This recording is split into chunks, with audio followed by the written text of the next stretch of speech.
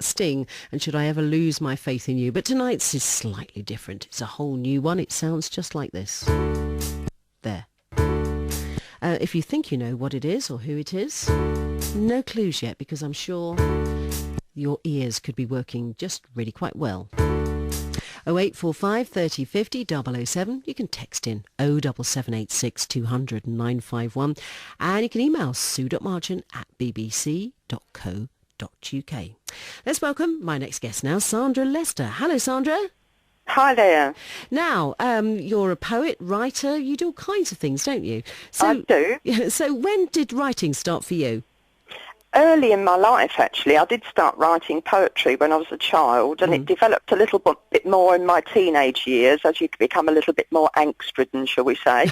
And I then had a massive gap of not writing very much at all until the mid-'80s. And 5 years ago, I started writing full-time. So it's something that I always knew I wanted to do, but I felt that you had to have a lot of experience and wisdom to be able to start writing about things that people might like to read. So I left it to life, the book of life, and that evolved very, very, very well. And all the experiences that I've had are pretty much what I write about, but in a way where I make them eloquent, even if they were nasty experiences. So I suppose I have got away with words. One thing, I mean, we were just talking to Milton Jones then, he was saying as a comedian, it's not such a glamorous life because you're always looking to see where that next show is and, and keeping out there and everything. What's it like as a poet? Is it the same thing? Because you say, you started writing full-time Right. 5 years ago. No, actually, I don't particularly like the performance circuit, and most of my work is very intricately crafted, and it really is more for the page than the stage. However, having said that, now with the internet, of course, and MySpace and these various social networking sites, you can record your work and put the lyrics out there. So a lot of people do like to read the lyrics of my work because it's so intricate, and I use a lot of very defiant, descriptive detail, whereas poets now, contemporary poets, a lot of them are using very small poems, and the less is more syndrome has become very prevalent.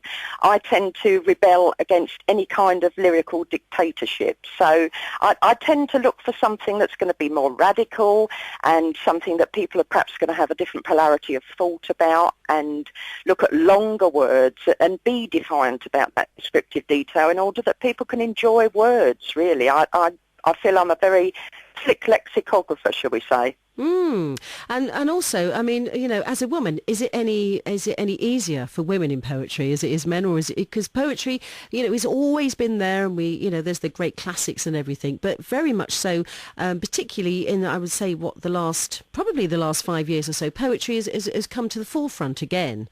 It has, yes, you're quite right there. And I think once again, with the internet now, the archaic poetry system that's dictated and forced upon poets isn't quite the same. We've got other opportunities and a greater audience. I mean, I'm now collaborating with a USA hip-hop artist, a USA musician, and an artist in Germany has listened to my latest piece, and he's actually building a short movie around it. So perhaps there are more opportunities now, and I think, quite honestly, that goes for male and female.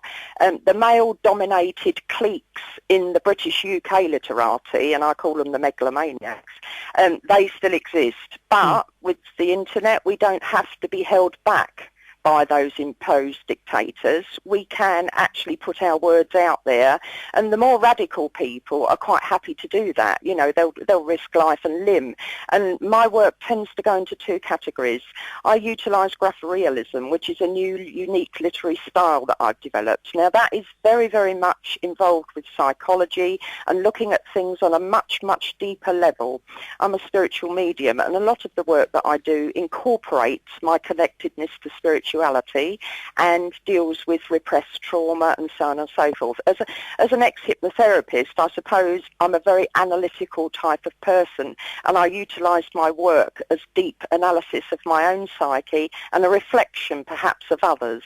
You're a feisty lady, and I mean, in Essex, how you? I mean, I suppose it doesn't matter where you are really, because of the internet and the new way of getting your work out there. Absolutely. As you've just said, it's broadened out. So, in the last 5 years since you've been, writing full time, what has happened for you? How has your awareness? How has the awareness grown in the terms of more people kind of go, yes, Sandra Yes. Lester. Yeah.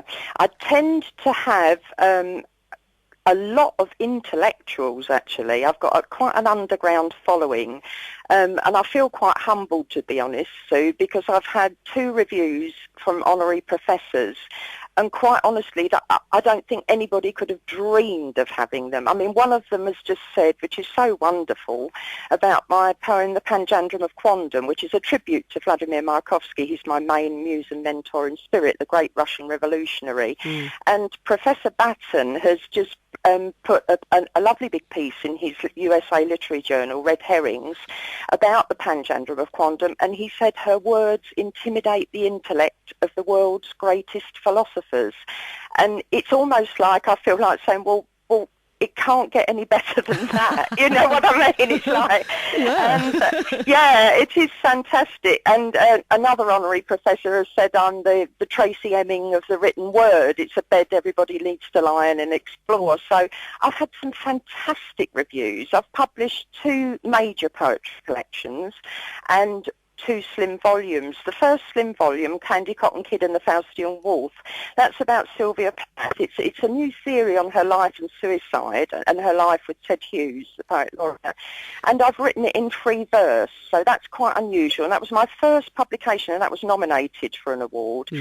My second slim volume was given a high accolade by a Harvard-educated chairman of the Soviet literature website, the Academic Soviet Literature website, and I don't know, I'm quite astounded really at what I've been able to accomplish in a 5-year period. 2 slim volumes of poetry, 2 major collections, a 300-page memoir.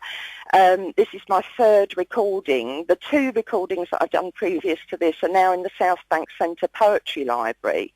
So I feel that I'm sort of breaking through, and I haven't really forced it on people because I've kept relatively underground, and a lot of opportunities that I've had to perform, like Glastonbury, I turned down Glastonbury even. So I'm finding I like my silence, my quiet, my otherworldly higher consciousness that I live in, and that's where my inspiration comes through. So I actually like the quiet life. On a Saturday night when everybody is out getting pissed, I light a couple of candles and start writing. And I've actually been working on my writing about 18 hours a day for 5 years, either marketing it or actually producing and publishing work. So it hasn't come easy.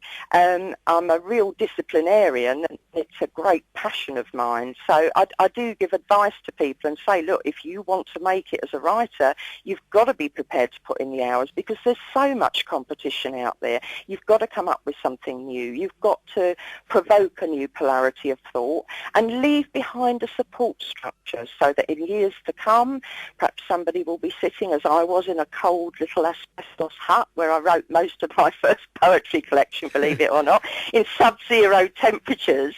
And, somebody in, say, in a couple of 100 years' time, they could be in the same position. They might pick up a piece of my work and feel inspired by that. So the job of poetry is what I explore. I examine the role of poet in society. I examine and analyse how we live as poets. And one of my poems, Job Description, The Confessional Poet, that's on my main space, MySpace/Lester Poetry.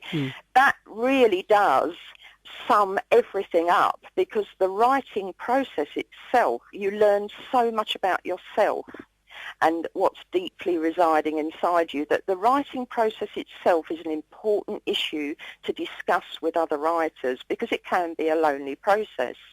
So I suppose I see myself as not just a poet, but somebody who gives hope, provokes inspiration, supports. I've got my own movement, the Graphorealist movement, which is international now, and I'm collaborating internationally. So there's so much going on now that I could have given up a long time ago.